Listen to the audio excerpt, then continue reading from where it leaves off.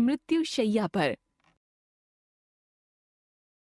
1922 में वायसराय के आग्रह पर सिपाहियों की भर्ती हुई। रंग रूटों की भर्ती के काम में मेरा शरीर काफी क्षीण हो गया।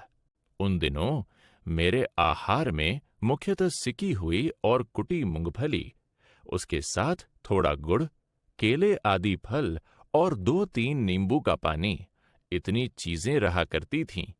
मैं जानता था कि अधिक मात्रा में खाने से मूंगफली नुकसान करती है, फिर भी वह अधिक खा ली गई। उसके कारण पेट में कुछ पेचिश रहने लगी। मैं समय समय पर आश्रम तो आता ही था, मुझे यह पेचिश बहुत ध्यान देने योग्य प्रतीत न हुई। रात आश्रम पहुंचा। उन दिनों मैं दवा कम ही लेता था। विश्वास यह था कि एक बार खाना छोड़ देने से दर्द मिट जाएगा। दूसरे दिन सवेरे कुछ भी न खाया था, इससे दर्द लगभग बंद हो चुका था। पर मैं जानता था कि मुझे उपवास चालू ही रखना चाहिए, अथवा खाना ही हो तो फल के रस जैसी कोई चीज लेनी चाहिए। उस दिन कोई त्योहार था। मुझे याद पड़ता है कि मैंने कस्तूरबा से कह दिया था कि मैं दोपहर को भी नहीं खाऊंगा, लेकिन उसने मुझे ललचाया और मैं लालच में फंस गया। उन दिनों मैं किसी पशु का दूध नहीं लेता था, इससे घी छाछ का भी मैंने त्याग कर दिया था। इसलिए उसने मुझसे कहा कि आपके लिए दले हुए गेहूं को तेल में भूनकर लपसी बनाई गई है, और खास तौर पर आपके लिए ही साबुत मूंग भी बनाए गए हैं। मैं स्वाद के वश होकर पिघला। पिघलते हुए भी इच्छा तो यह रखी थी कि कस्तूरबा को खुश रखने के लिए थोड़ा खा लूंगा, स्वाद भी ले लूंगा और शरीर की रक्षा भी कर लूंगा। पर शैतान अपना निशाना ताक कर ही बैठा था। खाने बैठा तो थोड़ा खाने के बदले पेट भरकर खा गया। इस प्रकार स्वाद तो मैंने पूरा लिया, पर साथ ही यमराज को न्योता भी भेज दिया। खाने के बाद 1 घंटा भी न बीता था कि जोर की पेचिश शुरू हो गई। रात को नडियाद तो वापस जाना ही था। साबरमती स्टेशन तक पैदल गया, पर 1.25 मील का वह रास्ता तय करना मुश्किल हो गया। अहमदाबाद स्टेशन पर वल्लभ भाई पटेल मिलने वाले थे। वे मिले और मेरी पीड़ा ताड़ ली।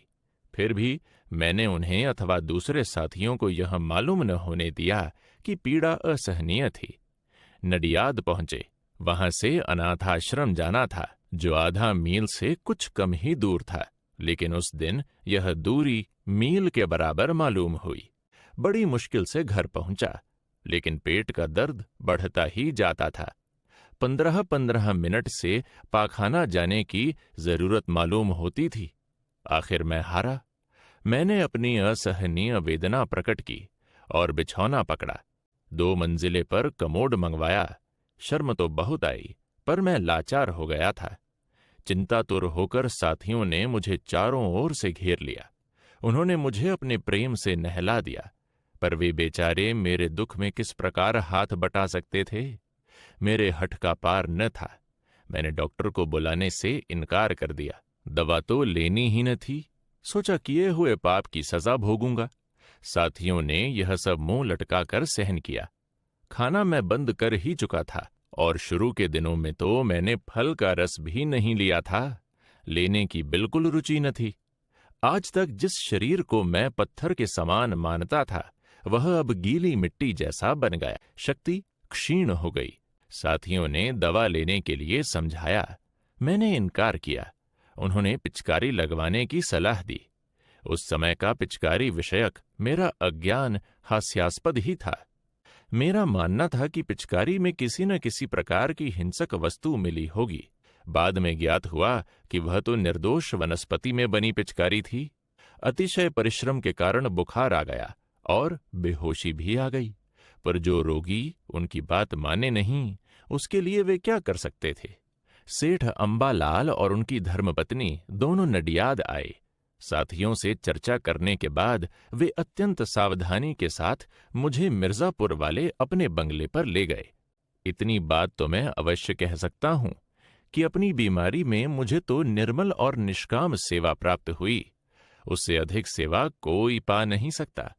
मुझे हल्का बुखार रहने लगा। मेरा शरीर क्षीण होता गया। अंबालाल सेठ के बंगले में प्रेम से घिरा होने पर भी मैं अशांत हो उठा और वे मुझे आश्रम ले गए। मैं अभी आश्रम में पीड़ा भोग ही रहा था कि इतने में वल्लभ भाई समाचार लाए कि जर्मनी पूरी तरह हार चुका है और कमिश्नर ने कहलवाया है कि और रंगरूटों को भर्ती करने की कोई आवश्यकता नहीं है। यह सुनकर भर्ती की चिंता से मैं मुक्त हुआ और मुझे शांति मिली। वैद्य मित्र और डॉक्टर अनेक प्रकार की सलाह देते थे, परंतु मैं किसी भी तरह की दवाई पीने को तैयार नहीं हुआ। 2-3 मित्रों ने सलाह दी कि दूध लेने में आपत्ति हो तो मांस का शोरबा लेना चाहिए और औषधि के रूप में मांसादि जैसी कोई भी वस्तु ली जा सकती है। इसके समर्थन में आयुर्वेद के प्रमाण दिए, लेकिन मैं किसी भी सलाह को स्वीकार न कर सका। मेरा एक ही उत्तर था, ना।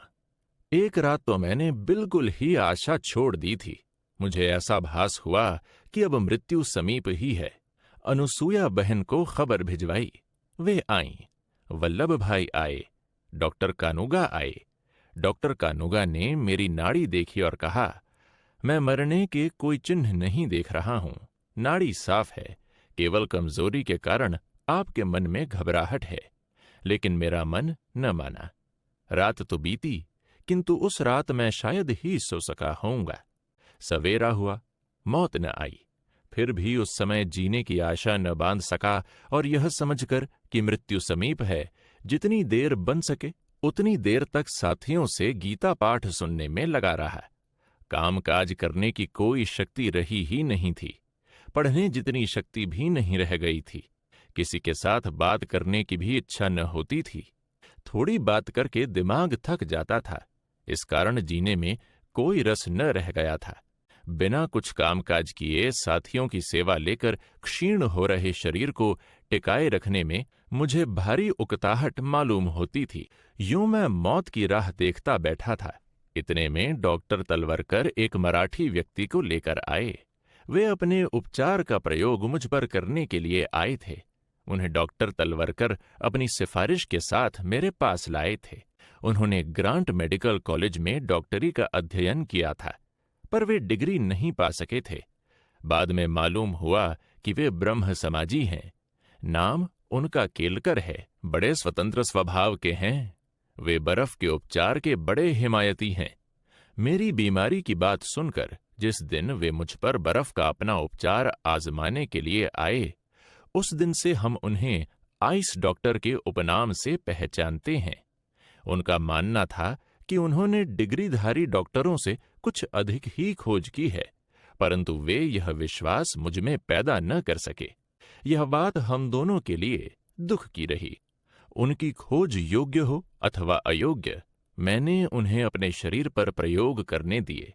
मुझे बाह्य उपचारों से स्वस्थ होना अच्छा लगता था, सो भी बर्फ अर्थात पानी के।